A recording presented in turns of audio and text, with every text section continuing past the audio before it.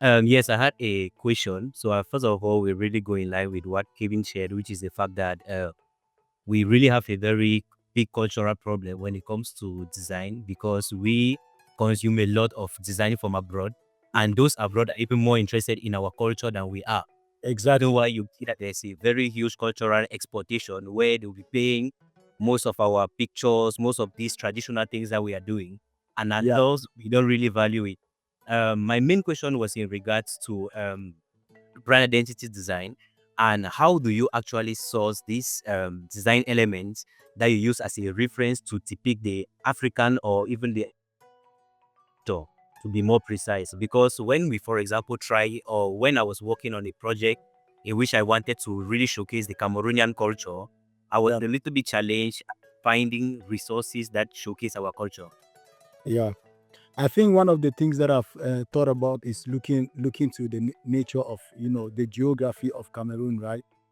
Cameroon is very diverse in geography, and we have different elements of trees, rock formations and other things that you can actually see and find inspiration within those things. One of the things that I used to find inspiration from is actually nature.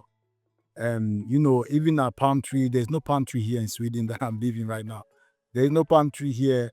So, just the essence of being within palm trees give you a different energy. Maybe the problem is also that our people haven't seen something else. They're used to seeing the same thing. They wake up, they see the same view, the same scenic stuff. So they don't have much of perspective to measure things with. So for me, I used to always look into nature to begin with, because nature is the grand designer of everything. Everything that is compressed, you can see colors from trees to everything. Sometimes when I work with design, I use the coloring from nature. I go to, I check desert. How is the desert tones looking like? How is if you look at the um, the geography of Limbe, for example, the Black Sand Beach, and this is where I got these ideas from these shoes that I designed. Is also, the idea of the rock formations of the Mount Cameroon lava. Because when I was there last time, I was at the beach. I was just looking at this rock formation, picked some of them, put in my pocket, and took it home. Because everything is shaped. Everything is just shape. Every design is shape. So once you start looking at certain shape, you can start understanding, okay, how can I shape this front? How can I shape the side? How can I shape the back? Or how can I shape the bottom to have more grip? Even looking into, like, what our forefathers has done before, paintings, to find, elements of graphics. I used to look at, ancient, you can even go on Pinterest and just type ancient African graphics. You see thousands of ancient African graphics. From there, you can start, zooming in to pick, some few elements from that, to use to create whatsoever you want to create. I create a lot of futuristic stuff, a lot of vintage stuff. And, most of the futuristic stuff that I create is also coming from far, far, far past, not even what our ancestors did, like, 50 years ago, whatsoever. That's like stuff our ancestors did like thousands of years ago. Looking into Egyptian culture, seeing all this, pattern and stuff that, our people has designed way back. It gives you an idea of, okay, maybe I like this pattern, but I want to, modify it in some way to change, the dimension of it, or maybe the shape of it. So I would say nature, and looking back into the history of what our ancestors has done before to create something new. Right. Thank you. Thank you so much, Kevin. Alan, I don't know if Kevin answered your question. Yes, it did answer my question. I believe the key inspiration from nature is already a very big source, and also the past work of ancestors. My major challenge is just most often the user experience, like if they really connect to the things that we, because as a designer, when you speak about it, I understand and I feel where the things come from. But now, as a user, do they really want such ideas, or is the market prone to understanding the idea without any background explanation? I So think is it I just think intuitive, if I may say so? yeah, I think that also goes down to, because when I studied here design here in Sweden, they don't only study about doing beautiful things. they also study the use of those elements or the use of those things of the design. So when you designing here in Sweden, you also have to have the reason why you're actually doing the design. You must have a reason why you're doing the design.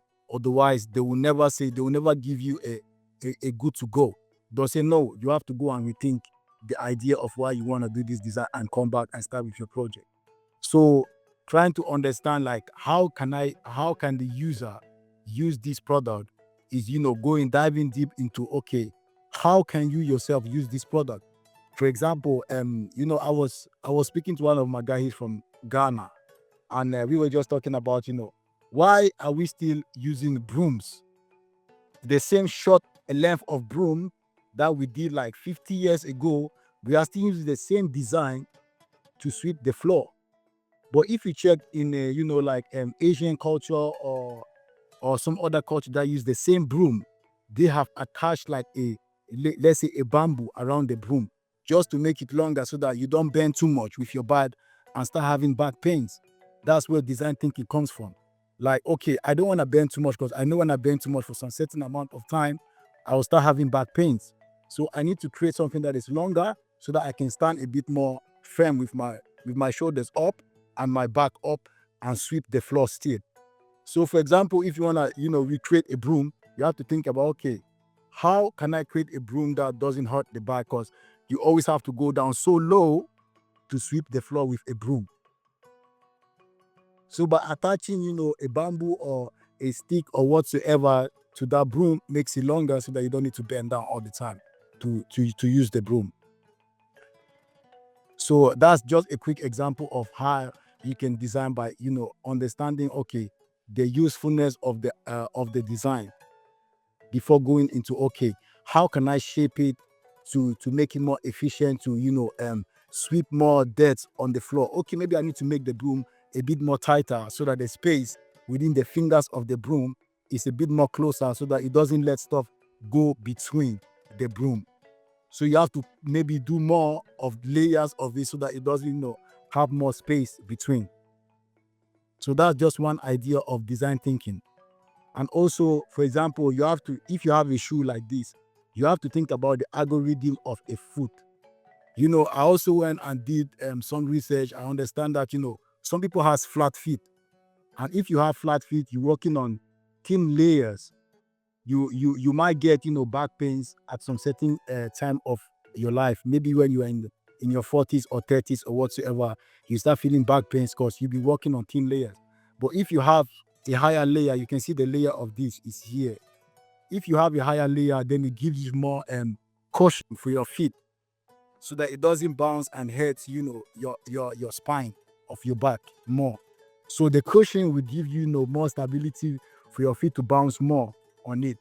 So that's why sometimes you want to design with maybe a higher layer so that you don't feel, your feet, the bone of your feet touching the ground all the time.